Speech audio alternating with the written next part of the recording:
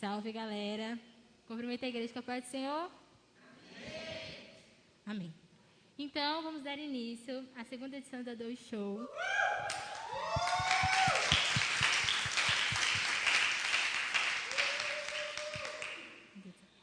E eu vou ler um trem aqui para vocês, um versículo. Colossenses 3,17. Tudo o que fizerem, seja em palavra ou seja em ação, façam em nome do Senhor Jesus. Então, quero falar com isso. Que tudo que você fizer, em palavra ou ação, seja para o Senhor Jesus. Então, vamos dedicar esse momento para Deus. Queria convidar a Rafaela para orar. Cadê a Rafaela? Então, fique de pé para nós fazer uma oração. Gente, fecha o olho, por favor. Vamos tirar esse tempinho com Deus. Estou morrendo de vergonha, calma aí. Deus, eu peço muito obrigado, Pai, por todos esses adolescentes aqui, Deus. Que antes de todos nós estarmos aqui, Pai, que o Senhor já seja o primeiro a sentar e tomar o seu lugar de honra, Pai. Que em nome de Jesus, meu Deus, a sua presença, Pai, venha prevalecer nesse lugar. E mediante a brincadeira, Deus, que o seu nome seja louvado e que seja só o Senhor enaltecido aqui, Pai.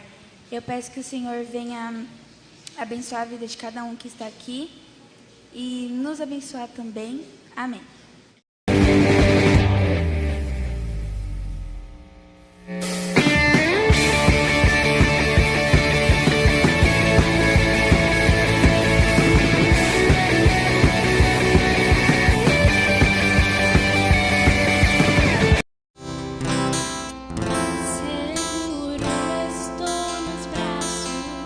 Daquele que nunca me deixou.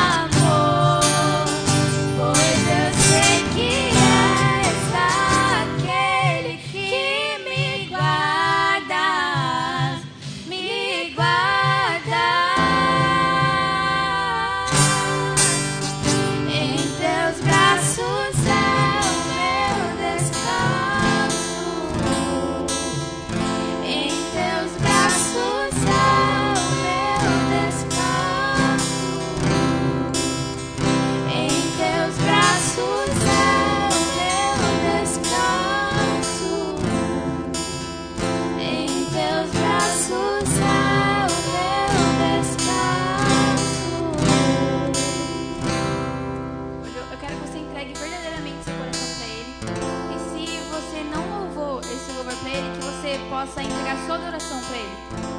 Pai, eu quero que o Senhor venha novamente cuidar da vida de cada um que está aqui, Deus. Aqueles que não te louvaram, Pai, que possa orar com o coração quebrantado, Deus, com o coração que queira renúncia, Pai. Vem chegando no coração deles, Pai, com teu amor, Pai, com teu cuidado, Deus, e cuida de cada um que está aqui. Amém.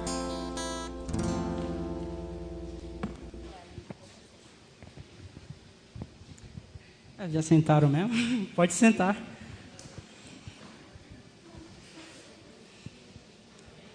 Vê se está pegando aí. Salve. Bom. Paz do Senhor, galera.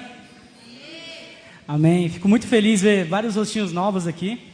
Hoje eu fiquei sabendo que tem um cara aqui me copiando. O nome desse rapaz aqui é Luiz Fernando. E o complemento, qual que é? É Luiz Fernando o quê? Caraca, o meu é Luiz Fernando Santos Souza. Prazer, Luiz, seja bem-vindo em nome de Jesus. Hoje, tem mais alguma pessoa nova aí? Acho que não, né?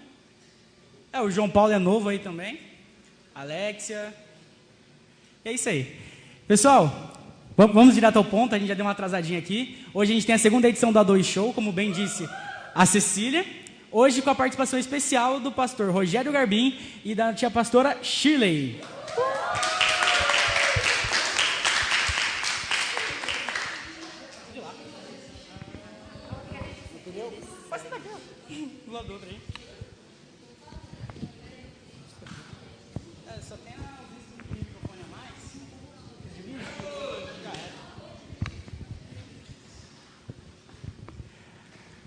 Bom, vamos lá.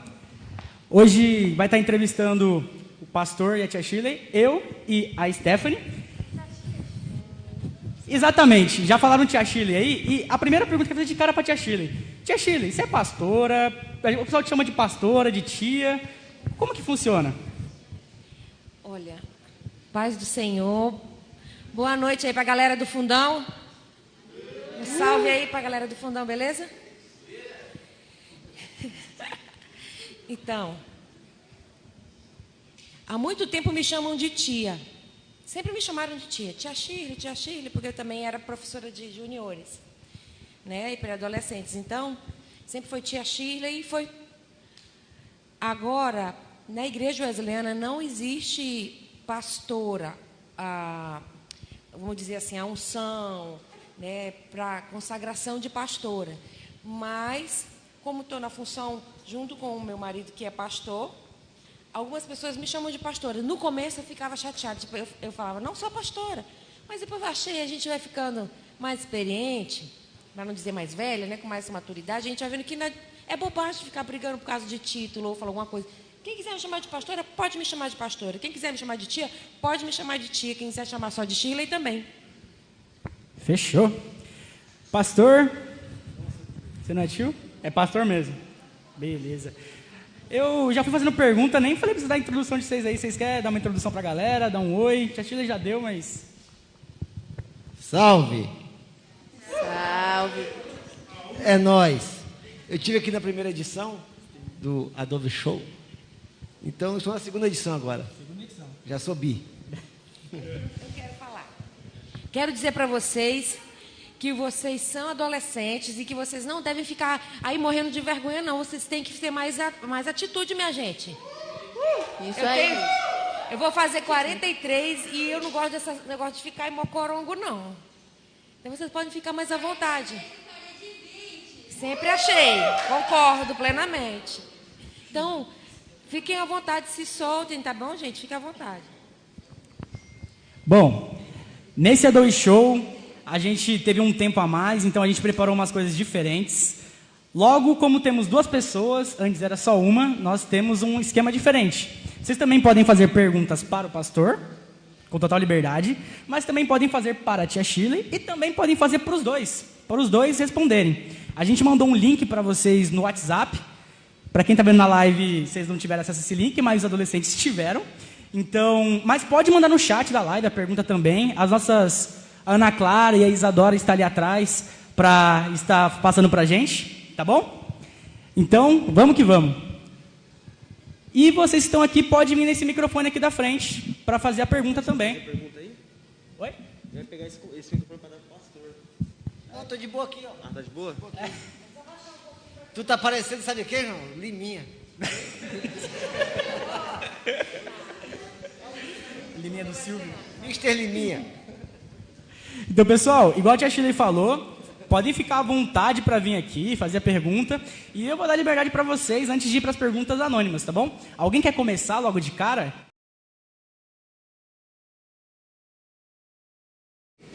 O bom cristão é o que, nas palavras de Jesus, que aquele que deve seguir a Jesus deve negar-se a si mesmo. O esforço que o homossexual faz para vencer o homossexualismo é o mesmo esforço que uma outra pessoa hétero luta contra o seu próprio pecado. Cada um luta contra a sua própria cobiça. O livro de Tiago diz que cada um é tentado de acordo com a sua cobiça. Então, o homossexual ele não difere de mim. A diferença entre um travesti e eu é que eu decidi lutar contra o meu pecado. E decidi não me deixar vencer por ele. E o travesti não, decidiu ser vencido por ele. Óbvio que essa vitória que eu tenho sobre o meu pecado é fruto exclusivo da graça de Deus e do amor de Deus. Então, o homossexual pode sim ser cristão, mas é a luta que ele vai ter que travar, assim como o heterossexual vai ter que travar suas lutas também. Todos têm suas lutas. Mais uma pergunta para o pastor. Como deixar de ser um cristão carnal?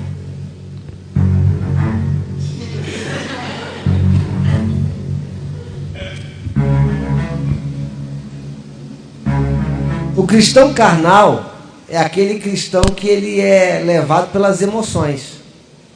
Ele é daquele tipo de cristão que ele precisa sentir alguma coisa para decidir a sua vida. E o cristão espiritual, ele olha para a Bíblia e decide aceitá-la. Então a forma de uma resposta simplória, obviamente, né? Isso daria um estudo bíblico de 3 horas sobre o que é o cristão carnal, o que é o cristão espiritual. Mas a mais simplória é decidir viver a Bíblia. Decidir viver a Bíblia se torna um cristão espiritual e deixa de ser carnal, obviamente.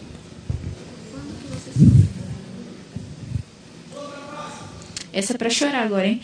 Quando você soube que o Rogério era o amor da sua vida? Até eu quero saber.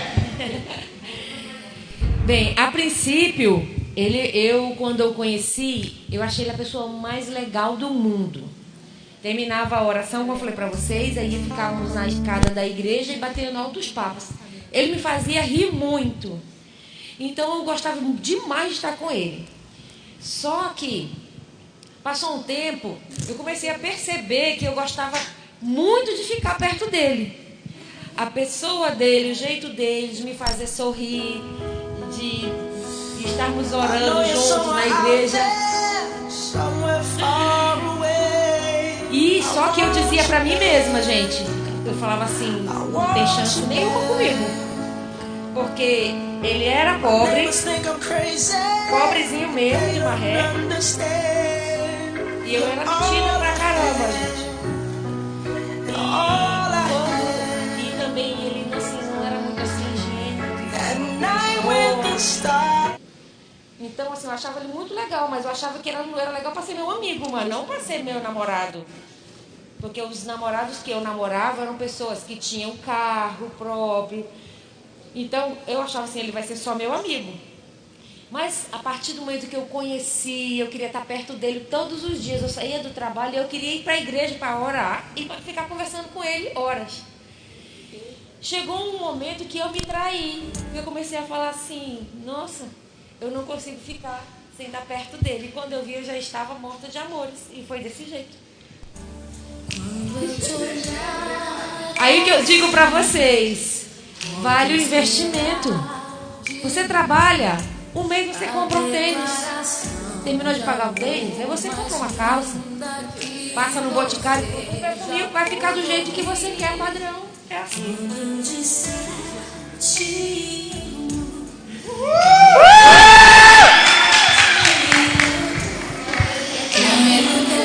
Então escutou, hein? Você aí, menino, Sempre há esperança, hein? Sempre há esperança. Mas vocês já têm 17, já estão trabalhando? Então não é para vocês, não. Recebe, hein?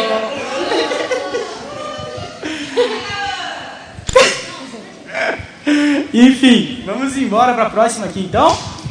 Alguém aqui quer... Boa, Camila. Isa.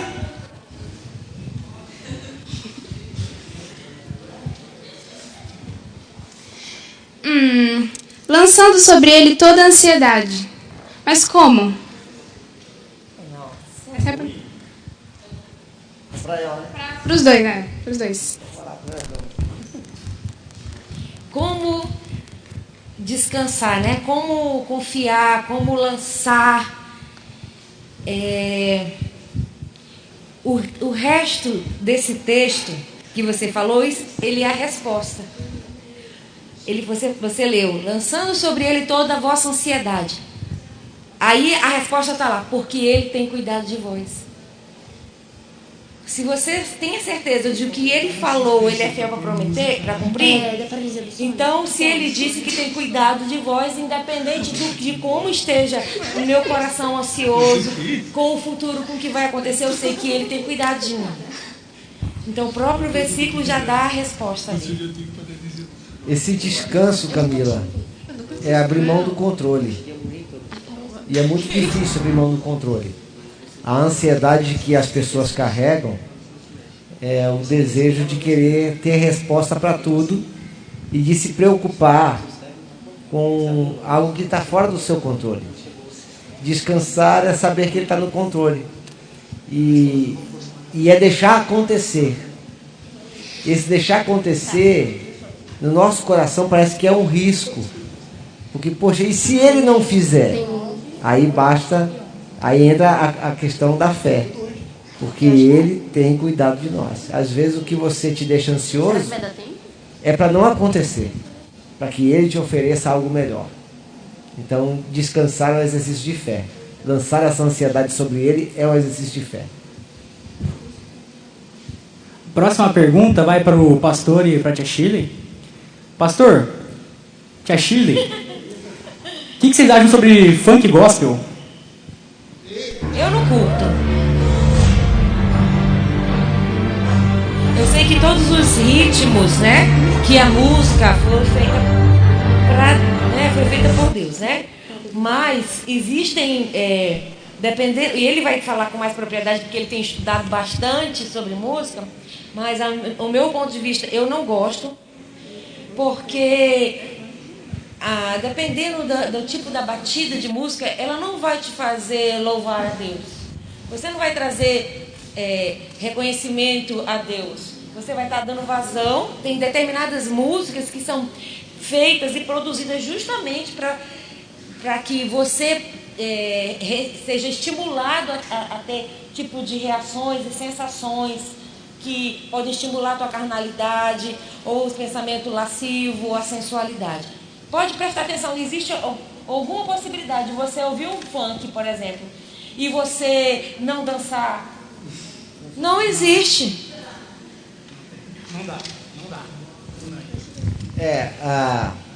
Eu na minha adolescência, antes da minha conversão, eu era roqueiro. E quando eu me converti, o rock ele era demonizado na igreja. E eu fui entender por quê. Porque por trás de cada ritmo existe uma filosofia. Então, por exemplo, quando você vê uma pessoa que gosta muito de sertanejo, ele usa aquele cinto, ele usa o chapelão, ele se veste como ainda que ele não seja um cowboy, porque faz parte da sua filosofia. O skatista, ele tem uma roupa própria de vestir. Então, cada ritmo, ele tem uma filosofia. E como a Shirley falou, eu tenho estudado bastante sobre isso, e pasmem, não é a sociedade que cria uma música, é a música que molda a sociedade. E o mercado fonográfico, ele desenhou essa sociedade lasciva e criou músicas que construíssem isso que a gente é hoje, em termos de lascividade, de prostituição, de adultério, de sensualidade. Isso foi construído Por que foi construído? Porque quanto menos complexidade tem numa música, e quanto mais desgraçada é a sua letra, mais fica inculcado. Na década de 90, início dos anos 2000, teve uma banda de axé, era moda em axé, vocês devem ter ouvido falar, daquela... Eu sou da Carla Pérez. É o Tchan. E tinha aquela música Na Boquinha da Garrafa. Se você olhar uma dança da Boquinha da Garrafa, que foi o começo de tudo, começou ali, e você vê uma pessoa dançando funk, pode ser letra gospel, o movimento do corpo simula uma relação sexual. É sempre o passo de vai e vem, é sempre o passo do rebolado, é uma simulação de ato sexual, que já é uma programação para adolescentes como vocês não se espantarem em um namoro fora da presença de Deus, acontecer isso, que vai gerar gravidez prematura, que vai gerar dependência dos pais, que vai gerar a saída da escola, que vai gerar uma sociedade burra. E uma sociedade burra, o governo faz o que quiser. Então tudo isso é programado. A música tem um poder violento sobre a sociedade, e eu não acredito que a filosofia funk tem algo a acrescentar para o cristianismo, pelo contrário. Já emendando, além do funk, o senhor deve para qualquer ritmo musical que tenta utilizar o gospel ou especificamente para o funk? Não, qualquer ritmo. Existem músicas gospel que é para a gente curtir. Por exemplo, a gente não vai tocar na igreja, num culto, um pagode gospel.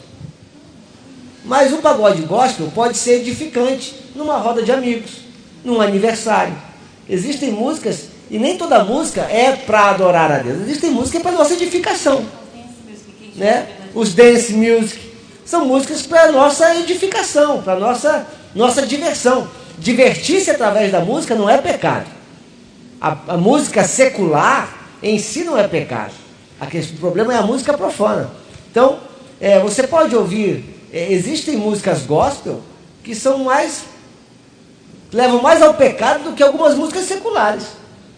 Então, a questão está em que ambiente, em que circunstância e com qual intenção você ouve determinado tipo de música. Então, se eu estou com a minha namorada, não sou casado, vou ouvir funk gospel, meu irmão, já estou pedindo para transar com ela. É fato, ainda que seja gospel. Entendeu? Então, nós já tivemos aqui no topo mesmo, momentos de pagode. Não era culto. Era para descontrair mesmo, era para dançar mesmo, era para curtir mesmo. E isso não está errado. Então, todo ritmo tem a sua filosofia e a gente tem que saber aproveitar e saber, além de aproveitar, saber discernir essas filosofias diante da presença de Deus. Certo. Dentro disso, tá no ponto aí? Pode deixar tocar. Toca rapidinho.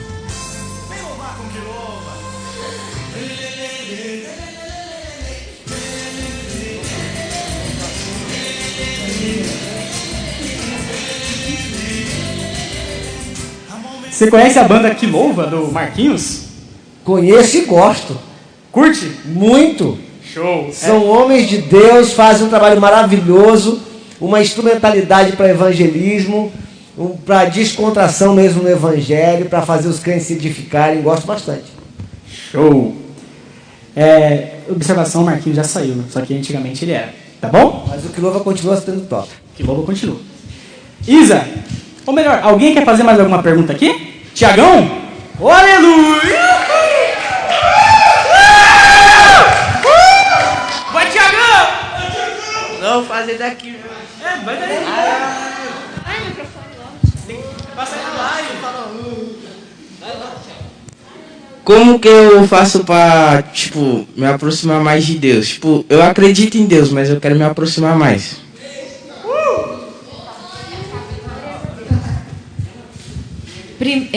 Tiago, primeiro que o seu simples desejo de se aproximar de Deus já mostra que o Espírito de Deus está te levando a isso. Ninguém pode sentir o desejo de buscar a Deus se não for pelo Espírito, entende?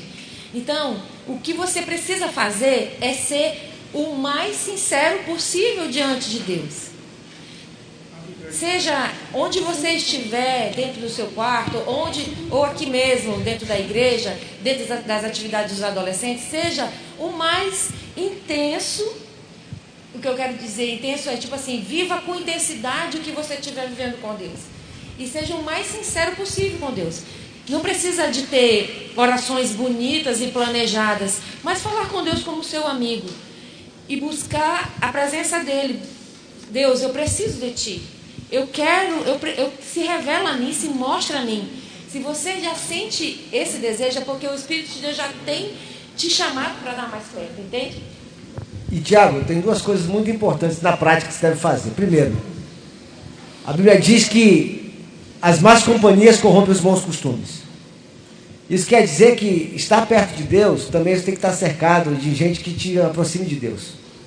Se os teus amigos só falam água e não te incentivam a estar perto de Deus, você tem que repensar o teu ciclo de amizade. A minha adolescência foi divertida porque os meus amigos me levaram perto de Cristo. E isso foi fundamental. E outra coisa que você tem que ter uma consciência de que, assim como a atividade física, quando tu começa a fazer atividade física, malhar, tu fica todo dolorido e você vai na força do ódio, na disciplina. O início de uma caminhada cristã demanda disciplina. Às vezes não é com vontade, às vezes é por disciplina. É igual ao avião. Você já andou de avião? Pois eu vou te explicar uma coisa. O avião queima muito combustível quando ele decola. A parte que ele mais queima combustível é quando ele decola. Porque depois que ele sobe, ele entra no que chama de voo de cruzeiro. E aí ele pega a força do vento e ele diminui a rotação do motor. Então no começo da vida cristã, no começo desse empenho, você vai ter que queimar combustível. Vai ser um esforço. Mas depois aquilo faz parte da sua vida e aí isso se torna um prazer. Então, mude suas companhias e tenha disciplina. É o começo de tudo. Isadora, lança uma pergunta de casal para nós. Tá, pode ir. Essa pergunta vai ser para os dois mesmo. Um sonho realizado junto. Qual o sonho realizado? Um sonho realizado junto. Qual foi um sonho realizado São muitos, mas o primeiro sonho realizado foi de termos filhos. Porque o pastor, ele é estéril, comprovado pelos médicos. Pasmem isso. E quando a gente soube que a gente estava com 3 anos de casado, quando a gente soube que queria ter bebê e não conseguia vir o filho, aí nós começamos ficou triste, já tinha desanimado e tal. E aí apareceu uma mulher de oração e Deus revelou tal, que a gente... eu não posso contar todo o negócio porque é comprido, né? O testemunho. Mas Deus revelou que ele tinha que crer que a gente ia ter tantos filhos quanto nós quiséssemos, quanto ele quisesse. E depois de um mês eu estava gestante. Então esse foi E o Vitor veio a cara dele, que é para ele olhar para o Vitor toda vez e falar assim, Deus é Deus na minha vida, e realizou um sonho meu, né? Então Deus nos deu dois filhos. A gente não podia ter nenhum, esse foi um dos sonhos. Agora foram muitos, né? Nós viajamos bastante, conhecemos muitos lugares juntos, isso foi muito legal. Nossa vida, a nossa vida a serviço de Cristo é uma realização dos sonhos. Nós, quando éramos adolescentes e falávamos em namoro, depois que eu já convenci ela a namorar comigo, a gente sempre planejou se desgastar no reino de Deus. E isso é um sonho realizado. Então, assim, a nossa vida é uma vida muito boa. É uma vida de muitas conquistas. Nós tivemos muitas... Nós lutamos muito, nós nos reconstruímos muitas vezes, mas sempre juntos. E esse sempre juntos fez de nós, assim... o nosso casamento, ele é uma realização de um sonho. É minha primeira namorada. Perdi a virgindade com ela. É minha única mulher. Então, tudo isso já é um sonho em si. Então, eu acho que a nossa vida ainda é um sonho realizado. Eu achava que eu nunca ia casar, gente. Eu achava que eu ia ser uma pessoa que ia ter muitos namorados e depois eu ia engravidar de alguém que nunca mais ia me ver e que eu nunca, e Deus realizou. Mas eu sempre tive o sonho de casar e ter filhos, né? E aos 17 anos, quando eu conheci Jesus, Ele refez a minha história mesmo, né? E me deu a chance de me sentir amada, me sentir querida, protegida, me deu um lar, uma família. Isadora, faz mais uma pergunta pro casal aí. Não é Isadora, mas serve. É pecado colocar signo na bio do Instagram e ser crente? Colocar o quê? Signo. Aquário, câncer, essas coisas. Câncer é doença, né? É pecado. Vou explicar por quê. A astrologia, nessa área dos signos, ela é chamada de uma ciência, mas ela é uma ciência esotérica, que tenta prever futuro, que tenta ler as estrelas, que tenta desenhar personalidade. E a Bíblia condena tipos de adivinhação. A Bíblia diz que apenas ao Senhor dos Exércitos, seja Ele o teu temor, seja Ele o teu assombro. Então, quando você quer conhecer o futuro, e você se vale de astrologia, que é tudo mentira, inclusive, a mulher que escreve isso aí no jornal nem acredita nisso. Ela é uma ciência que ela fere a fé. E aí você não anda por fé, você anda por previsão, e isso é contrário à fé. Então, ou você crê em Deus ou você crê na astrologia, porque os dois não andam juntos. A astronomia, que é uma ciência real de estudo das estrelas, é uma coisa. Agora, a astrologia é esoterismo, é como acender incenso. Então, eu considero pecado sim. Microfone! Qual é a maneira de parar uma discussão? Traduz. A melhor maneira para parar uma discussão. Tipo, vocês brigaram, qual que é a melhor maneira de reconciliar, fazer as pazes? A galera que tá rindo, mas eu não entendi, tá bom? A melhor maneira para uma reconciliação Isso. é quando alguém reconhece que está errado, né? Tem que partir desse ponto. Porque, de repente, vai se reconciliar, mas fica para lá, espera uma hora, vai ter que falar, não. Tem que falar assim, desculpa, eu errei. Mas se ainda esse desculpa, eu errei, e vier ainda com uma flor, né, alguma coisa assim, é melhor, né? E a outra questão é que se ninguém tiver errado, porque às vezes os dois não estão certos, é obedecer a Bíblia. E a Bíblia diz que a gente tem que negar-se a si mesmo. Voltamos por negar-se a si mesmo. Abre mão da razão, pede perdão e a vida que segue. É uma escolha que você faz, não é um sentimento. É a história do crente carnal e do crente espiritual. Se você for esperar sentir alguma coisa para fazer, você não vai sentir nunca. Porque pedir perdão e perdoar é uma coisa que incomoda. E você tem que vencer isso aí e obedecer a Bíblia. Sobre a pergunta anterior que me pularam ali, eu já falei para várias pessoas que eu não acredito e que não é verdade, e elas sempre batem na tecla que parecem muito com elas, como se fosse feito para elas. Por que essa pessoa que faz não acredita, mas acaba falando da pessoa? Muito bem, boa pergunta. Vocês já devem ter visto, em alguns momentos, pregadores revelando coisas. São pessoas que são emocionalmente frágeis. E essas pessoas emocionalmente frágeis, elas são descobertas nesse meio. Então, quem lê muito horóscopo, é o que o coração dela está cheio. Então, não é que o horóscopo se parece com ela. Ela vai lendo e começa a se parecer com o horóscopo. O sentido é inverso. Porque aquilo começa a influenciar. Percebe? Por exemplo, se eu ler o meu horóscopo, para mim vai ser... porque eu não sou aquilo. Eu sou o que a Bíblia diz que eu sou. Se o meu horóscopo disser algo parecido com o que a Bíblia diz que eu sou, eu acredito em horóscopo. Mas ela tem que falar o que a Bíblia diz que eu sou. Então, se parece porque as pessoas começam a se amoldar aquilo. É a filosofia, aquilo vai entrando, até que você se amolda aquilo. Entendeu? Se torna uma dependência. Então não é você que se parece com o horóscopo. É o horóscopo que se parece com você. Pastor, uma pergunta que está ali no anônimo também. A gente sabe que o senhor teve uma história em Portugal. O senhor pretende voltar para Portugal? O senhor tem esse sonho? Espera direcionamento de Deus? Manda ver, tia Shirley.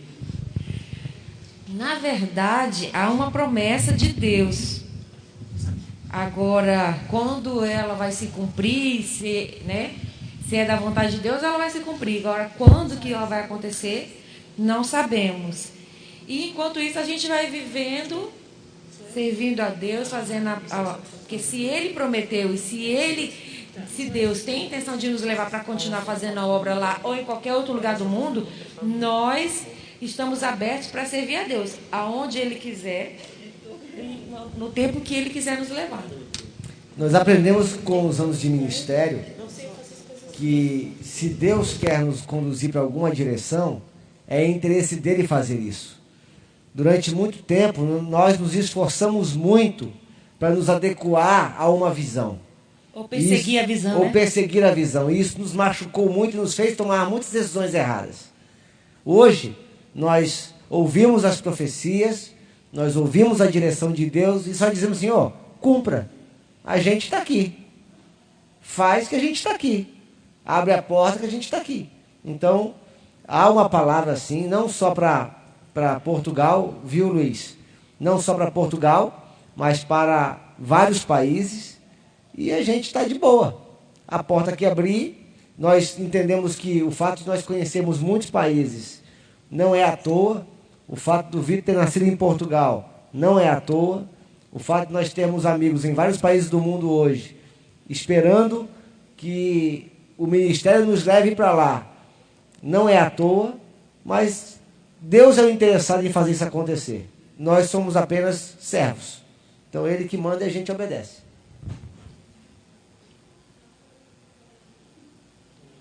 Acabou a luz aqui. Acabou a luz.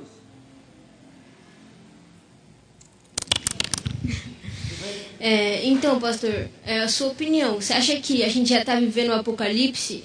Lá em Apocalipse fala da marca da besta, que vai ser aplicada em algumas pessoas. Eu estava lendo uma reportagem, pode ser que seja fake, mas eu não sei. E a gente até falou, numa programação lá do centro, a gente estava falando que poderia ser, que não era certeza, mas não sei se é na Suécia ou na Suíça, que já implantaram 3.000 acho que foi na mão esquerda, de 3.000 pessoas para fazer um teste. Você acha que tem alguma coisa a ver, que a gente já está vivendo o Apocalipse? O que está acontecendo? Júlia, essa é uma pergunta complicada para esse momento da história.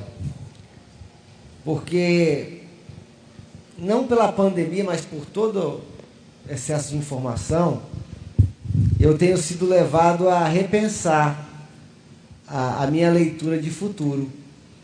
E na minha leitura de futuro, eu acho que sim, nós estamos vivendo um período de tribulação. A marca da besta, você pode ficar despreocupada, porque quando ela vier, nós não seremos enganados. Ninguém receberá a marca da besta de maneira enganada.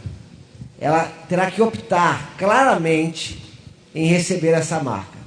Então, não é um negócio, eu vou botar um chip aqui e eu não sabia que era a marca da besta. Não, todo mundo que tiver essa marca, ela saberá que recebeu. Antes de receber, ela optará por isso. Então, quanto a isso, pode ficar despreocupado. Agora, eu acho sim que nós estamos vivendo um tempo de tribulação. E um tempo de tribulação apocalíptico.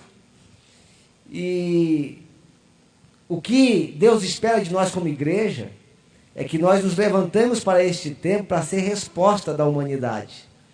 Nós temos uma arma mais letal do que o coronavírus, que é o Espírito Santo, que ele não mata, mas ele traz vida. O problema é que nós não acreditamos nisso ainda, e a gente tem se acovardado diante dessa tribulação. A resposta de Deus para a tribulação não é o fim, é a igreja. E a hora que a igreja se levantar, avivada, aí sim eu acredito que se fará muita diferença. Pastor, eu gosto muito desse assunto. Inclusive, eu compactuo com o que o senhor falou, porque um dia a gente estava fazendo uma discussão realmente sobre isso, sobre o fim dos tempos, o que diz na Bíblia e tal. E a galera falando, tem uns caras na Suécia lá que já tá pegando um chipzinho do tamanho de um grão de arroz e colocando. E eu bati o pé, óbvio, não com certeza, mas na minha cabeça não fazia sentido que de fato fosse chip da besta, porque eles estão colocando como se fosse uma coisa qualquer, sabe? Tipo, um celular que vai estar dentro de você, alguma coisa assim. Esse assunto aconteceu quando surgiu o código de barra. Diziam que a código de barra era a marca da besta. Depois, quando surgiu a internet, que a internet era a marca da besta.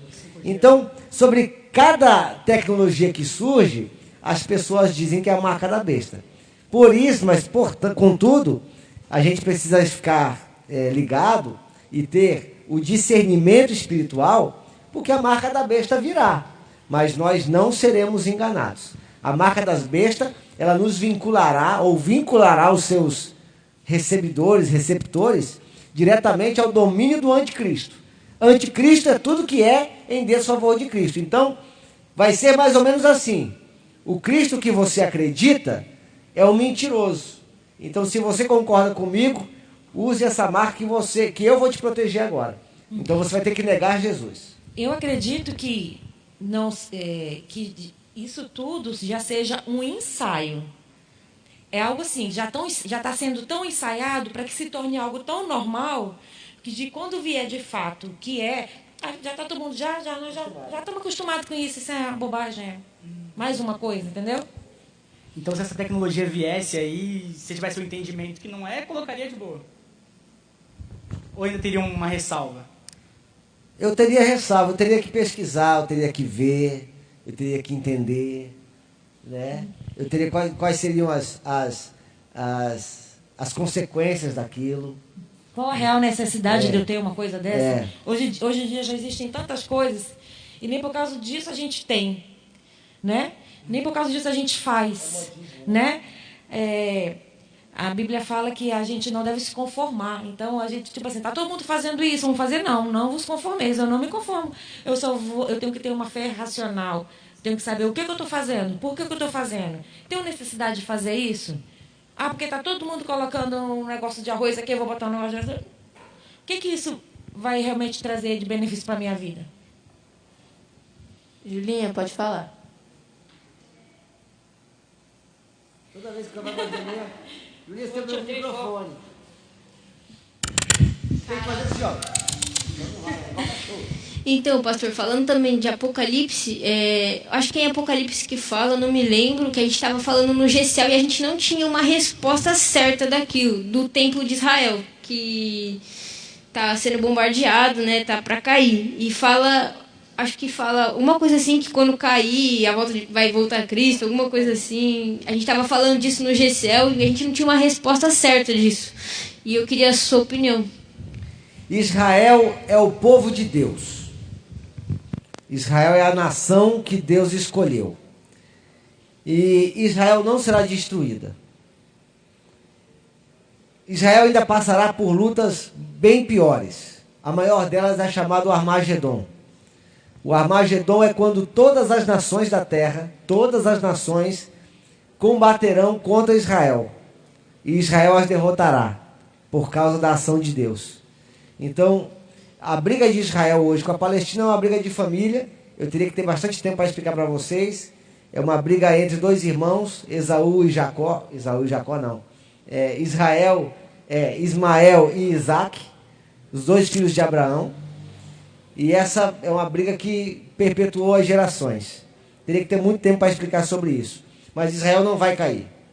Israel não vai cair. Inclusive, há uma recomendação bíblica, se não me falha a memória, Salmo 122, que nós devemos orar por Israel, para que sejamos prósperos. Ele diz assim, orai por Jerusalém, prosperem os que te amam. Então, inclusive, missão da igreja, orar para que Israel não caia. E é por isso que é tão importante quando a gente vê que o Brasil, ele é um dos aliados de Israel. E quando as políticas anteriores queriam desfazer toda a aliança com Israel, como isso é tão importante, vocês conseguem ver o mundo espiritual, a batalha espiritual? Né? Quando a política anterior queria desvincular tudo com Israel, veio outra política e reafirmou a aliança com Israel, porque é muito importante que as nações se unam a Israel, porque há essa promessa de Deus, né? Há essa orientação de Deus. Então, quando o nosso país é abençoado, sim, porque nós temos aliança com Israel. E por isso que a gente também, no mundo espiritual, o Brasil passa por várias perseguições, porque nós temos uma aliança com Deus. Inclusive, o que você está falando foi o Brasil que deu o último sim para Israel ser... 1947, voto Minerva. Isso mesmo. O Brasil foi o último, né, que confirmou.